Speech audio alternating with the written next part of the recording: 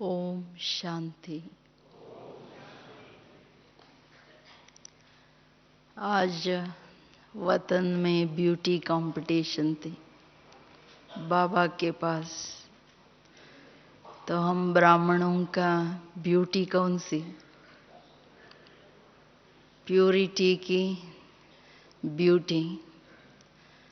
जिस कंपटीशन की प्राइज भी था, फर्स्ट सेकंड थर्ड प्राइज, लेकिन ये प्राइज किस आधार से मिली? ये 5 बातों की आधार से मिली।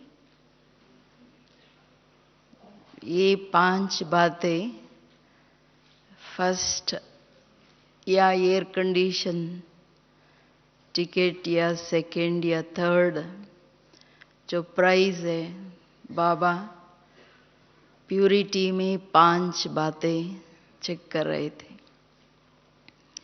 तो हम सुनेंगे कि ये 5 बातें या निशानियां कौन सी है जो संपूर्ण पवित्रता की बातें या एयर कंडीशन की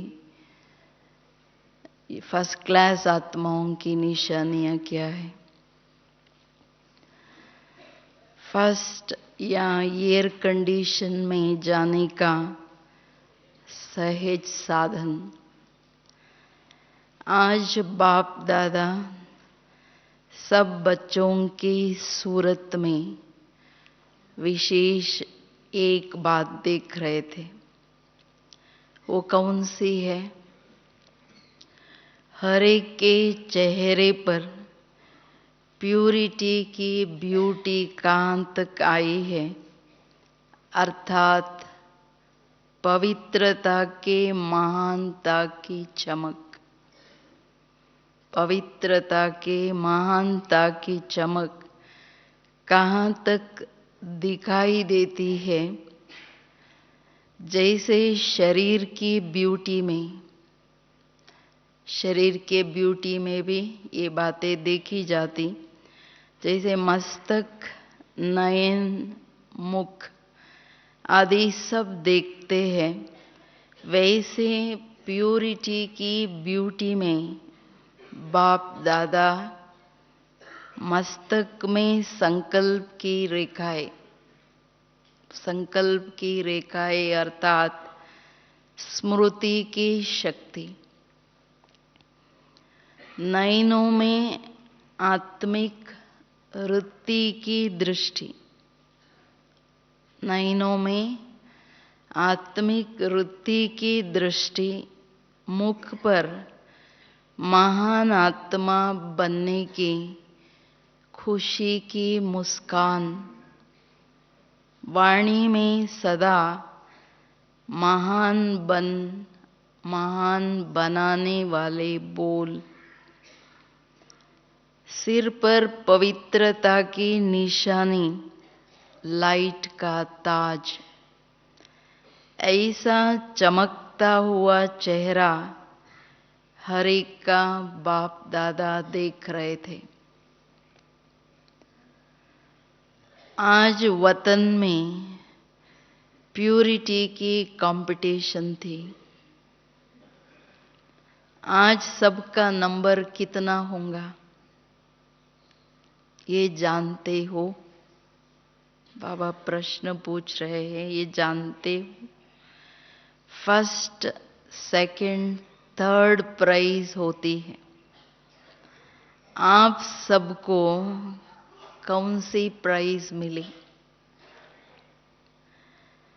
तो फर्स्ट प्राइज के अधिकारी वो बच्चे बनते हैं जिन्हों की 5 ही बातें संपन्न होंगी। फर्स्ट प्राइज या एयर कंडीशन जिसमें 5 बातें संपन्न होंगी। एक लाइट का ताज, उस ताज में भी जिसका ताज फुल सर्कल में है। जैसे चंद्रमा का भी पूरा सर्कल होता है, कभी अधूरा होता है तो किनों का आधा था, लाइट का जो ताज है वो आधा था, किसका पूरा था और किनों का तो लकीर मात्र था, जिसको कहेंगे नाम मात्र।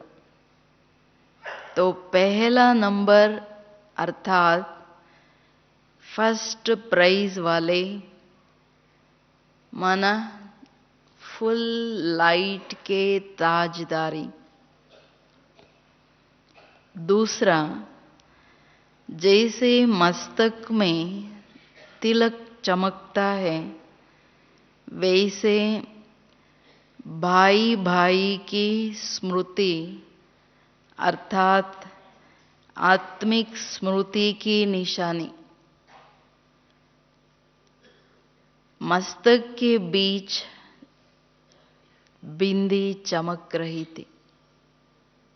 तिलक आत्मिक स्मृति का तिलक जो मस्तक में बिंदी के रूप में चमक रही थी। तीसरा, नैनों में रूहानियत की चमक। रूहानी नजर जिस्म को देखते हुए ना देख, रूहों को देखने के अभ्यास की चमक था। रूहों को देखने की अभ्यास की चमक थी।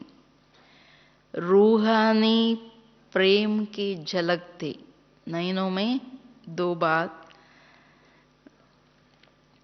होठों पर प्रभु प्राप्ति, आत्मा और परमात्मा का महान मिलन की और सर्व प्राप्तियों की मुस्कान थी।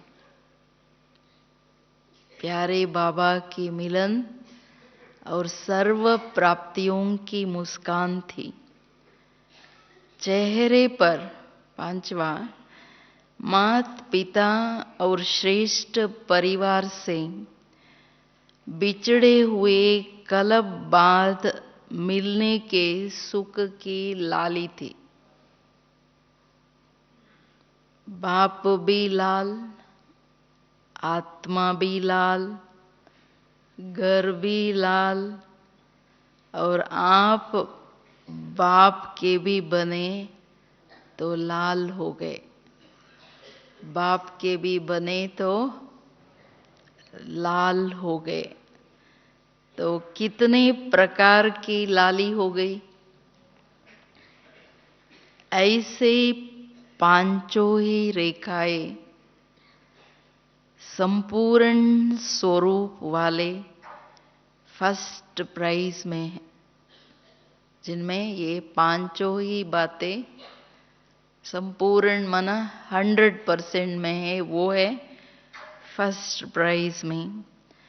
अब इसके आधार पर सोचो, फर्स्ट प्राइज 100% पांचों ही रेखाओं में है। सेकंड प्राइज वाले 70%, थर्ड प्राइज वाले 30%, वो 100, वो 70 और ये 30। अब बताओ आप कौन है। सेकंड प्राइज वाले, उसमें भी नंबरवार मेजॉरिटी थे। फर्स्ट और थर्ड में कम थे। 30 से 50 के अंदर मेजॉरिटी थे। कहेंगे उसको भी सेकंड में, लेकिन पीछे। फर्स्ट क्लास वालों में भी दो प्रकार के थे। बाबा पवित्रता की महीनता बता रहे हैं। फर्स्ट क्लास में भी दो प्रकार के थे। एक जन्म से ही प्यूरिटी के ब्यूटी की, पांचों ही निशानियां जन्म सिद्ध अधिकार के रूप में प्राप्त किए थे, जिसको वो मेहनत नहीं करनी पड़ती है, वो बाय बर्थ उनका वो स्थिति है। प्राप्त करना नहीं पड़ा, लेकिन प्राप्त किए हुए थे। उनके चेहरे पर अपवित्रता की, नॉलेज की रेखाएं नहीं है। जो फर्स्ट नंबर में फर्स्ट है, उनमें चेहरे पर अपवित्रता के, नॉलेज के रेखाएं भी नहीं है। निजी संस्कार, नेचुरल लाइफ है। संस्कार परिवर्तन करने की मेहनत नहीं। स्वप्न में भी संकल्प मात्र, अपवित्रता का वार नहीं। अर्थात प्यूरिटी की ब्यूटी में जरा भी महीन दाग नहीं। इतना नेचुरल बाय बर्थ उनकी प्यूरिटी की स्टेज है पांचों ही बातों में। तो बाबा कहते हैं महीन दाग भी नहीं है। दूसरे, फर्स्ट में जो दूसरे है, दूसरे जन्म से नॉलेज की लाइट और माइट के आधार पर सदा प्यूरिटी की ब्यूटी वाले, नॉलेज के लाइट और माइट के आधार से, अंडरलाइन, सदा प्यूरिटी के ब्यूटी वाले। अंतर ये रहा, जो पहले वाले सुनाए, फर्स्ट में जो पहले वाले सुनाए, उनके लास्ट जन्म के पिछले संस्कार का भी दाग नहीं। पिछले संस्कार का माना पीछे जन्म की जो संस्कार आए वो भी दाग नहीं। इसलिए पिछले जन्म के संस्कारों को मिटाने के मेहनत की रेखा नहीं। पिछले जन्म की संस्कार को मिटाने की परिश्रम करे, वो भी रेखा नहीं। नॉलेज है कि पिछले जन्म का बोझ आत्मा पर है, ये नॉलेज है, लेकिन वो संस्कार नहीं। लेकिन 84वें जन्म के पास्ट का ड्रामा अनुसार अपवित्रता के संकल्प का अनुभव नहीं। ड्रामा अनुसार इनको ये लिफ्ट है, अपवित्रता के संकल्प का भी अनुभव नहीं इस जन्म में। इसलिए ये भी लिफ्ट की गिफ्ट मिला हुआ है। माना फर्स्ट नंबर में फर्स्ट आत्माओं की ये लिफ्ट की गिफ्ट है। इसलिए निजी संस्कार के रूप में सहज महान आत्मा है। जैसे सहज योगी, वैसे सहज पवित्र आत्मा। सहज योगी वैसे सहज पवित्र आत्मा। बी होली नहीं, उनके लिए बी होली नहीं, लेकिन आई ही होली। उनके लिए ये स्लोगन नहीं है कि बी होली, वो बने बनाए है। कितने फर्स्ट नंबर की फर्स्ट आत्माओं की ये महानता है, वो बने बनाए है। फर्स्ट प्राइज में भी नंबर 1 समझो, ये क्या हो गया? एयर कंडीशन ग्रुप हो गया। फर्स्ट नंबर में फर्स्ट माना एयर कंडीशन की ग्रुप की विशेषता। आई ही होली, बने बनाए पास्ट जन्म की भी कोई संस्कार नहीं। फिर फर्स्ट क्लास उन्हों का सिर्फ थोड़ा सा अंतर है, निजी संस्कार नहीं, संस्कार बनाना पड़ता है। अर्थात मर्जीवे जन्म के आदि में निमित्त मात्र नॉलेज के आधार पर अटेंशन रखना पड़ा, मेहनत नहीं लेकिन अटेंशन रखना पड़ा। जरा सा पुरुषार्थ की रेखाएं जन्म के आदि में दिखाई देती है। जब आए थोड़ी सी रेखाएं, वो भी पुरुषार्थ की, मेहनत का नहीं, वो दिखाई देती है, लेकिन अभी नहीं। ये पुरुषार्थ अभी नहीं, पहले आदि काल की बात है, जन्म का आदि काल की बात है। एयर कंडीशन अर्थात बना बनाया या बना बनाया था, और फर्स्ट क्लास वालों ने आदि में स्वयं को बनाया। वो बना बनाए थे, इन्होंने अपने को बनाया। उसमें भी सहज पुरुषार्थ किया है। उन्होंने मेहनत नहीं, सहज पुरुषार्थ किया है। सहज पुरुषार्थ, तीव्र पुरुषार्थ और समर्थ पुरुषार्थ। वो कैसे बन गए, कैसे अपने को बनाया? सहज पुरुषार्थ, तीव्र पुरुषार्थ और समर्थ पुरुषार्थ। लेकिन फिर भी पुरुषार्थ की रेखा है। ये प्यूरिटी की बात चल रही है। जो भी प्राइजेस है उसके लिए प्यूरिटी की बात चल रही है। प्यूरिटी की सब्जेक्ट में वो बने बनाए, वो जो उसमें सेकंड है, वो पुरुषार्थ की रेखा वाले। बाकी टोटल सब्जेक्ट्स की बात अलग है।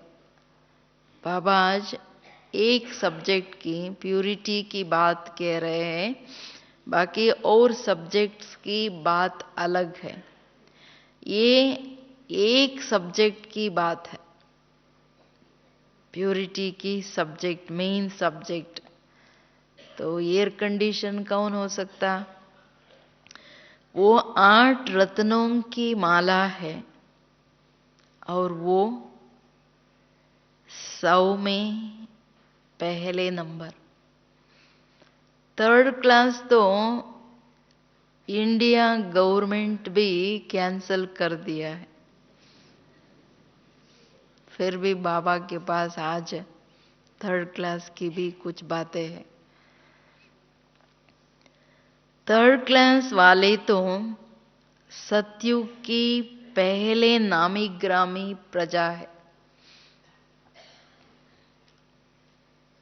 थर्ड क्लास को बाबा सतयुग की पहली नामी ग्रामी प्रजा है, जो रॉयल फैमिली के संबंध में सदा रहेंगी।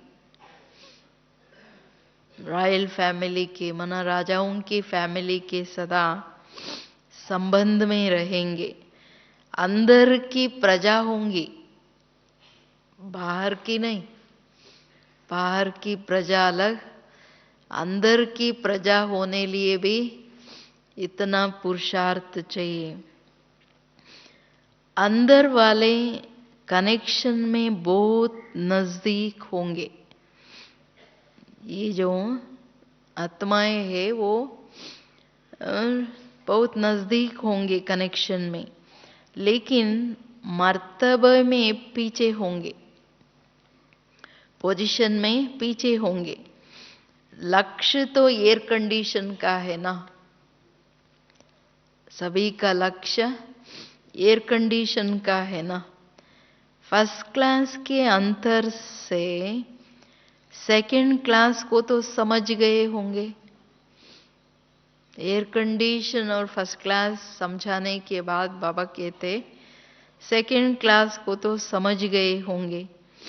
सेकंड क्लास से फर्स्ट या एयर कंडीशन में जाने का सहज, बाबा कहते वो सहज साधन है। सिर्फ एक संकल्प का साधन है।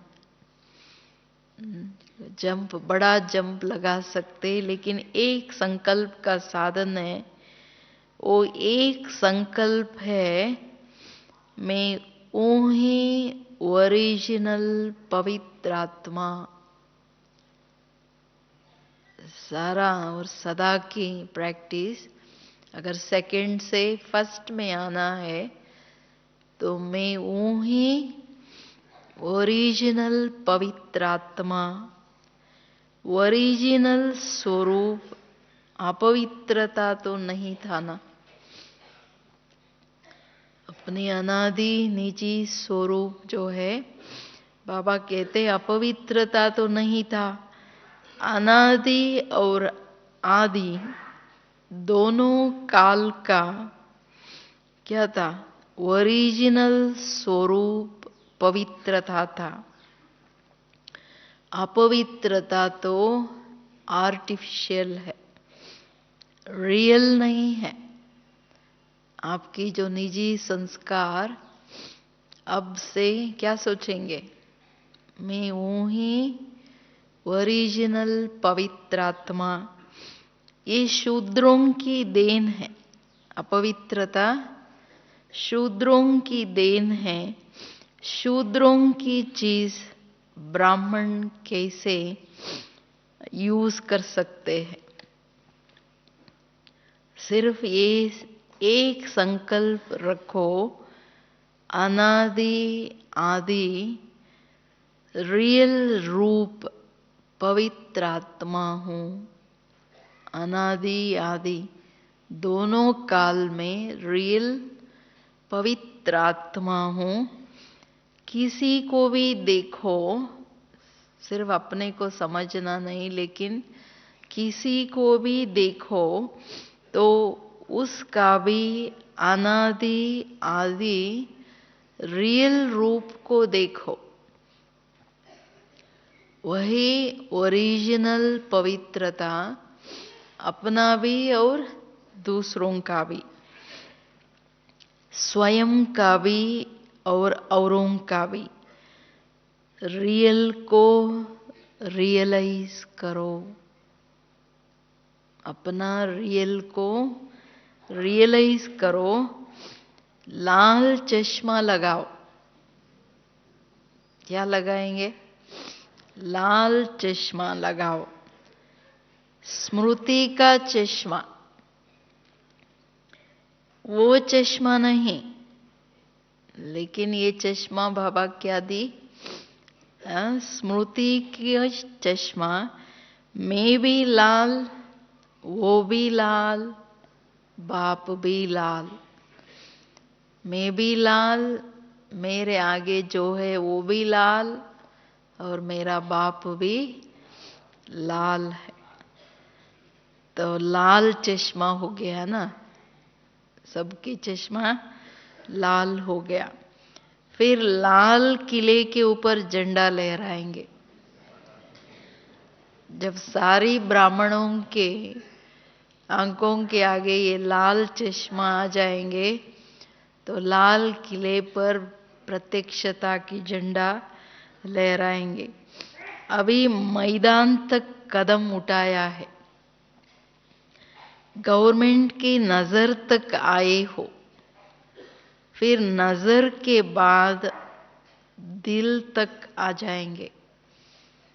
अभी सबकी नजर में है, लेकिन दिल तक आना है। सबके दिल से निकलेगा कि अगर है तो यही है, अंत में यही है, यही है, यही तो गीत गाने है ना इन्हों को। अभी ये आवाज फैला कि ये बड़ी संस्था है, ये बड़ा कार्य है, सबके दिलों में ये सोचते हैं ये बड़ी संस्था है, बड़ा कार्य है, ये कोई साधारण संस्था नहीं है। नामी ग्रामियों के लिस्ट में है। आप सब कहाँ हैं? नामी ग्रामियों की लिस्ट में है। अभी आपके मेहनत की प्रशंसा कर रहे हैं, फिर आपके परमात्म मोहब्बत की महिमा करेंगे। कहाँ तक पहुंचना है? आपके स्थिति में परमात्म प्यार, परमात्म मोहब्बत में लवलीन अवस्था की महिमा करना है ना। ये भी अच्छा किया है, अब तक जो किया बहुत अच्छा। बाप दादा खुश है। संगठन का स्वरूप विश्व के आगे एक वंडरफुल चित्र में रखा कि हम सब एक है। 81 में जब प्रोग्राम चला तो सारे देशों के आए, तो बाबा कहा आप सब लोगों के आगे ये किया कि हम सब एक है, इसका झंडा लहराया। लोग समझते थे कि हमने तो समझा ये ब्रह्मा कुमारियां गई की गई। लोग समझा कि ये ब्रह्मा कुमारियां गई की गई, कहाँ तक चलेंगे? ब्रह्मा बाप गए, बड़े गए, कहाँ तक ये चलेंगे? लेकिन संगठन के नक्शे ने अनेक साधनों द्वारा, जैसे रेडियो, टीवी, अखबारें, नेताएं, इन सब के संपर्क द्वारा अभी ये आवाज है कि ब्रह्मा कुमारियां चढ़ती कला में अमर है। लोग अभी क्या सोचते हैं? ब्रह्मा कुमारियां चढ़ती कला में अमर है। डेली इनका हर बरस ग्रोथ चढ़ती कला में जा रहा है, उसमें वो अमर है, जाने वाली नहीं है। लेकिन सभी को ले जाने वाली है। क्या सोच रहे हैं? ये जाने वाले नहीं, लेकिन सभी को ले जाने वाली है। जो सबने तन मन धन लगाया, विश्व के कोने कोने के ब्राह्मणों के भावनाओं की मिट्टी डालने की सेरेमनी हो गई ना। सब आ गए तो सबकी भावनाओं की मिट्टी पड़ गई। अपने राज्य की नींव को मजबूत किया, इसलिए कुछ फल निकला, कुछ निकलेगा। अभी कुछ यहां तक तो आ गए कि ये चढ़ती कला में अमर है, तो कुछ निकलेगा। सब फल इकट्ठा नहीं निकलता ना। उल्हनों से बच गए। अभी संदेश तो दिया, तो उल्हनों से बच गए। अब कोई उल्हना नहीं दे सकेगा कि बाहर की स्टेज पर कहां आते हो। लाल किले तक तो पहुंच गए ना, तो उल्हना समाप्त हो गई। सबके नजरों में आ गए ये क्या कर रहे हैं, क्या संदेश है। तो बाबा कहते उल्हना समाप्त हो गई। अपनी कमजोरी रही, लेकिन आपका उल्हना नहीं रहा। इसलिए सफलता मूर्त है और सदा रहेंगे। आगे और नया प्लान बनेगा ना, खर्चे का नहीं सोचो। बाबा कहते बड़े बड़े प्रोग्राम ऐसा बनाओ जो खर्चे का नहीं सोचो। खर्चा क्या किया? 10 पैसे ही तो दिए। बड़ी दादी जी ने तभी सभी को रोज 10 पैसे की ये जो रखा, सबको इजी हो गया। लोग तो मनोरंजन के लिए, संगठित प्रोग्राम्स के लिए कितना खर्चा करते हैं, कितना सारा बहुत सारे खर्चा करते हैं, कितना खर्चा जमा करते हैं और खर्चा करते। आप सबका तो 10 पैसे या 10 रुपयों में काम हो गया। इतना बड़ा प्रोग्राम 10 पैसे या 10 रुपयों में काम हो गया। इतना बड़ा परिवार देखना और सबसे मिलना, ये भी स्नेह का सबूत दिया। भारत के भी सभी लोग वहाँ रहे, सभी विदेश के भी, तो बाबा कहते हैं ये स्नेह का सबूत देखा। यूनिटी की खुशबू, उमंग, उत्साह और इन्वेंशन की खुशबू चारों ओर अच्छी फैलाई। सबके अंदर यूनिटी की खुशबू, उमंग उत्साह की और इन्वेंशन की, नई नई इन्वेंशन की खुशबू चारों ओर अच्छी फैलाई। बाप दादा के वतन तक पहुंची एक खुशबू, यहाँ से वतन तक पहुंची। अब सिर्फ एक खुशबू रह गई है, बाकी सब आप फैलाया, लेकिन एक रह गई। वो कौन सी? परमात्म पहचान या उसकी बाम डालो बोल रहे बाबा। कौन सी? भगवान के बच्चे हैं, ये खुशबू रह गई है। बीके से समझते, लेकिन भगवान के बच्चे हैं और वो डायरेक्ट बच्चे हैं, महान आत्माएं हैं, यहां तक पहुंचे हो। आत्मिक बाम लगा है, लेकिन परमात्म बाम नहीं लगा है। बाप आया है, बाप के ये बच्चे या साथी है। अब ये लास्ट झंडा लहराना है। ये लास्ट झंडा बाबा आ गए हैं और उनके ये बच्चे हैं। ये परमात्म बाम या ये झंडा कहो। भाषणों द्वारा, झांकियों में, माइक द्वारा तो संदेश दिया, लेकिन अब सबके हृदय तक संदेश पहुंच जाए, उनके हृदय तक ये बात आ जाए, बाबा आ गए हैं। समझा अभी क्या करना है। ये भी दिन आ जाएगा, अभी वो दिन नजदीक है ना।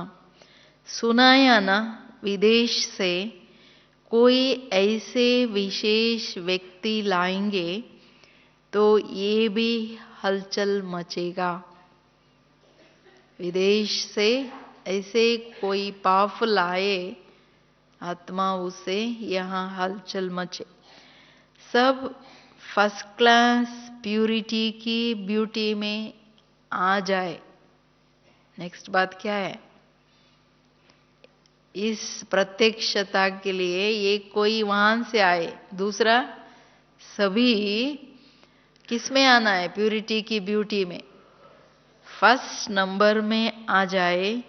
सेकंड क्लास भी खत्म हो जाए तो यह भी दिन दूर नहीं होगा। सेकंड क्लास वाले को ब्यूटीफुल बनने के लिए बाबा बहुत सुंदर मेकअप बोला है, मेहनत की मेकअप करना पड़ेगा। सेकंड से फर्स्ट आने लिए वो भी एक ही मेहनत की मेकअप है ना। मैं हूं ही ओरिजिनल पवित्र आत्मा, ये मेकअप। अभी यह भी छोड़ो, नेचुरल ब्यूटी में आ जाओ। मेहनत को भी छोड़ो, बाबा कहते हैं नेचुरल ब्यूटी में आ जाओ। जैसे देवताओं के संस्कारों में अपवित्रता की अविद्या है, वही ओरिजिनल संस्कार बनाओ। वहां बाय बर्थ अपवित्रता की अविद्या है, ऐसे ओरिजिनल संस्कार बनाओ तो विश्व के आगे प्यूरिटी की ब्यूटी का रूहानी आकर्षण स्वरूप हो। सबका अगर ये स्टेज आ जाए तो बाबा कहते प्यूरिटी की ब्यूटी का रूहानी आकर्षण स्वरूप हो जाएगा। समझा आज क्या कंपटीशन था। कितनी बड़ी ब्यूटी कंपटीशन और कितनी सहज युक्ति बता दी बाबा ने। फॉरेन ग्रुप तो बहुत जाने वाला है, एक जाना अनेकों को लाना है। एक एक स्टार अपनी दुनिया बनाएंगे ना, एक एक आत्मा स्टार अपनी दुनिया बनाएंगे।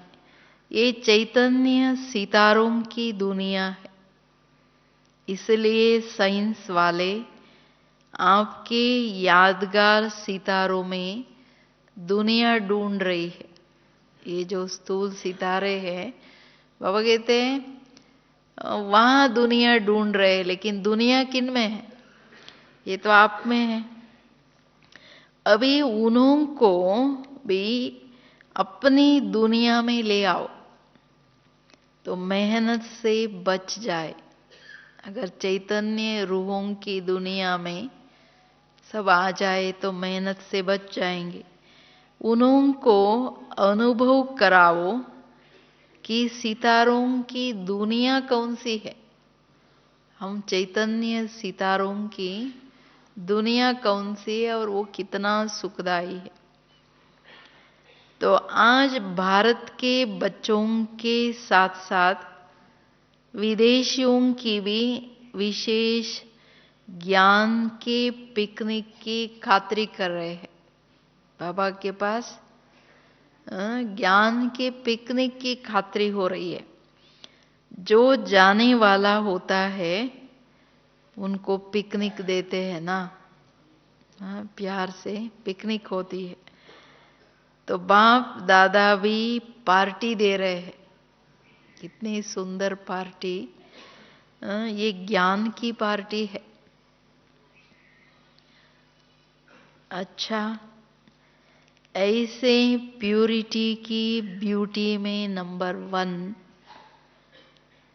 इम्प्यूरिटी पर सदा विन करने वाले, प्यूरिटी की निजी संस्कार बनाने वाले, सर्व संबंध का सुख एक बाप से सदा लेने वाले, एक में सारा संसार देखने वाले, ऐसे सदा आशिकों को माशुक बाप का याद प्यार और नमस्ते।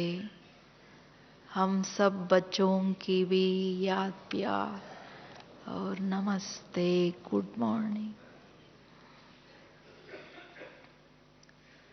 महायज्ञ में सभी ने बहुत अच्छी मेहनत की है। इतनी महान सेवा हुआ, महायज्ञ चला, मेहनत का फल मिल ही जाता है ना। आवाज बुलंद करने में खर्चा तो करना ही पड़ता है। कोई नई इन्वेंशन निकालने में खर्चा तो लगता है ना। लेकिन उसकी सफलता पीछे भी फल देती है। खर्चा तो होता है लेकिन उसके प्रोग्राम के बाद भी सफलता की जो फल है वो मिलता जाता। कहाँ नाम बाला होता, कहाँ आवाज निकलता है, कहाँ ब्राह्मण परिवार में वृद्धि होंगी।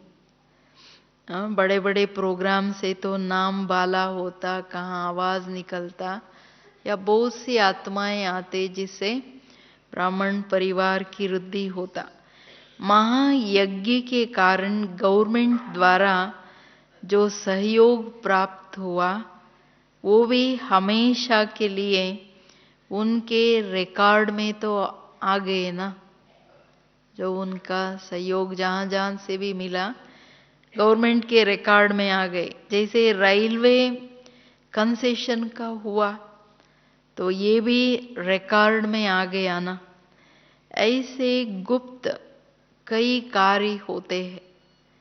प्रेसिडेंट तक भी आवाज तो गया कि इतने सेवा केंद्रों से और इतनी लगन से आए, जो भी प्रोग्राम में आए वो लगन से आए हैं।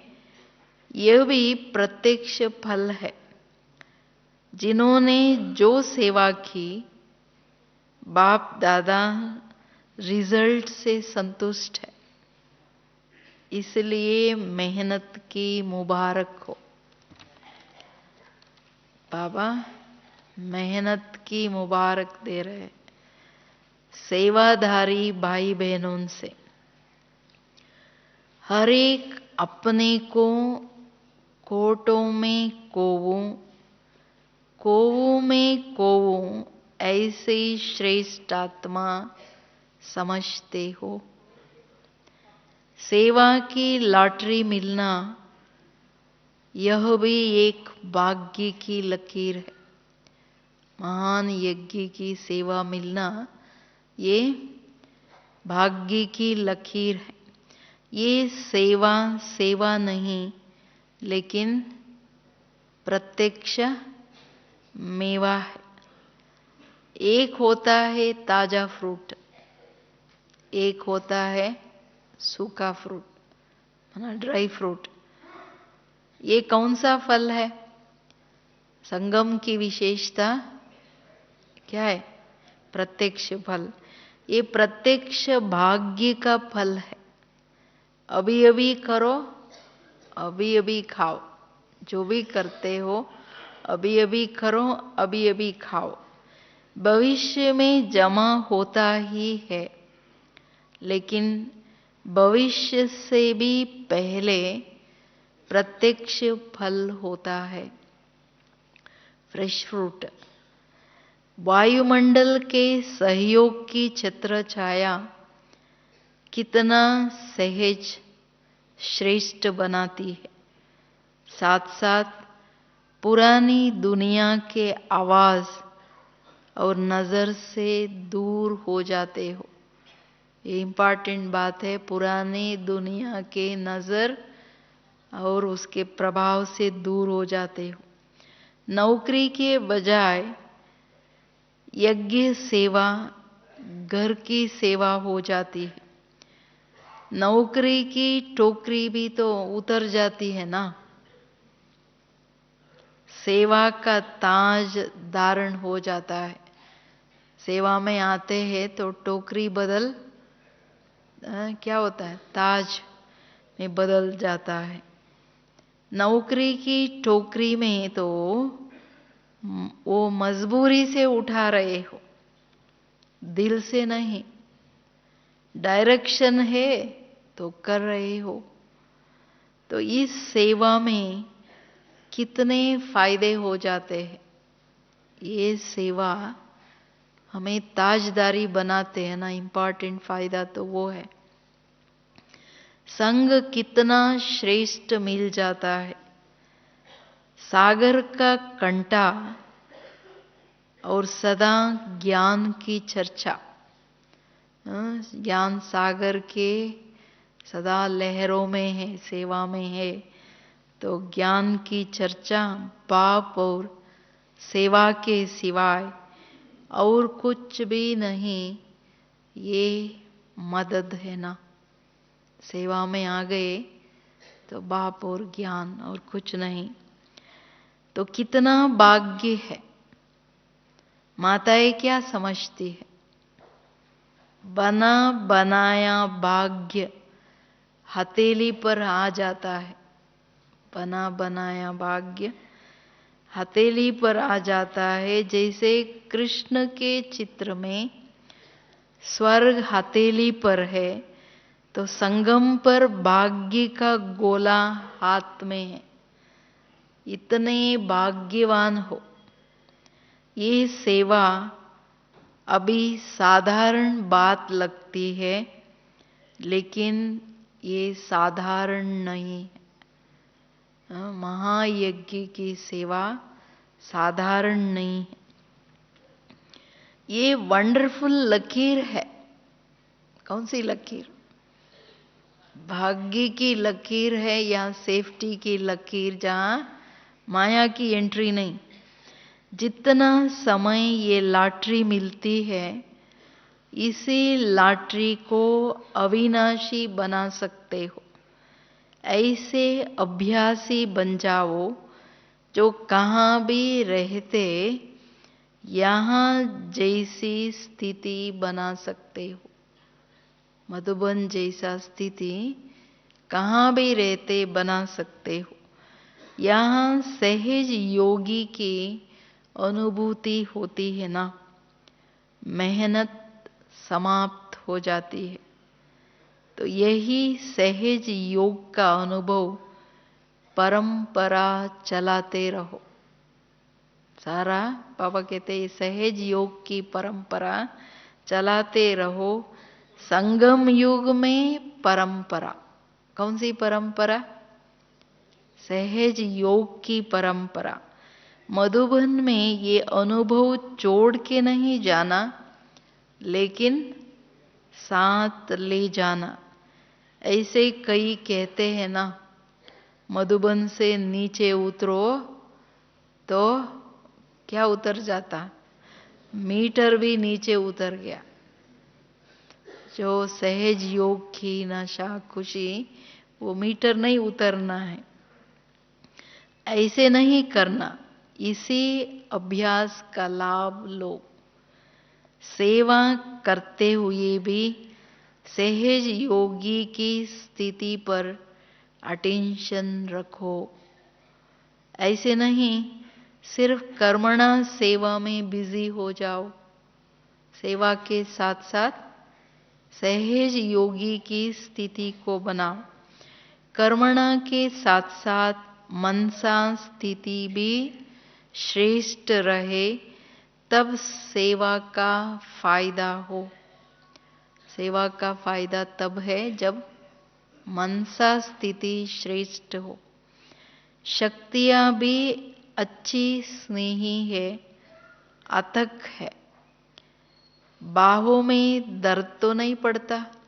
सेवा करते करते बाबा कहते बाहों में दर्द तो नहीं पड़ता। बाबा क्या करते? दर्द पड़ता है तो दबाते हैं। बाप दादा स्नेह से पांव और बाहें दबा रहे हैं।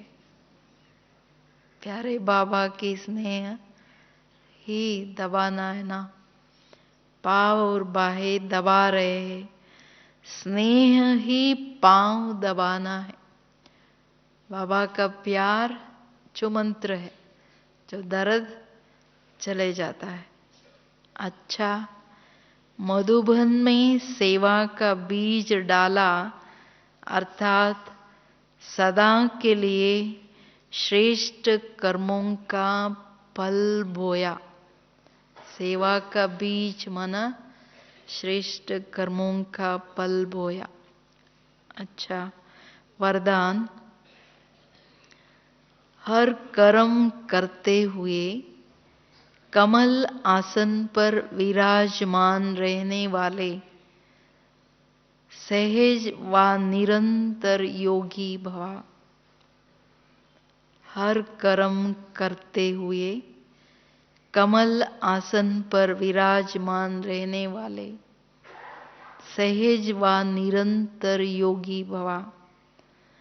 निरंतर योगयुक्त रहने के लिए कमल पुष्प के आसन पर सदा विराजमान रहो, लेकिन कमल आसन पर वही स्थित रह सकते जो लाइट है।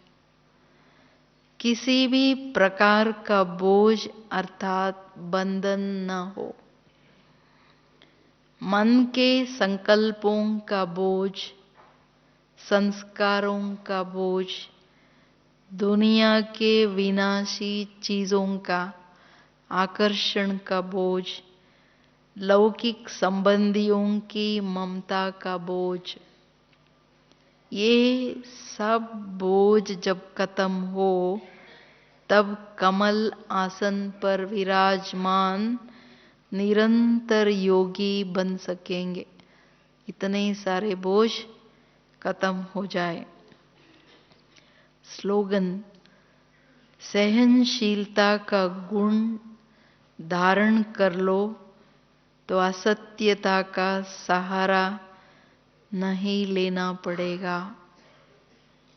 सहनशीलता का गुण धारण कर लो तो असत्यता का सहारा नहीं लेना पड़ेगा। सत्यता के लिए भले सहन करना पड़े, लेकिन करना अच्छा है। ओम शांति।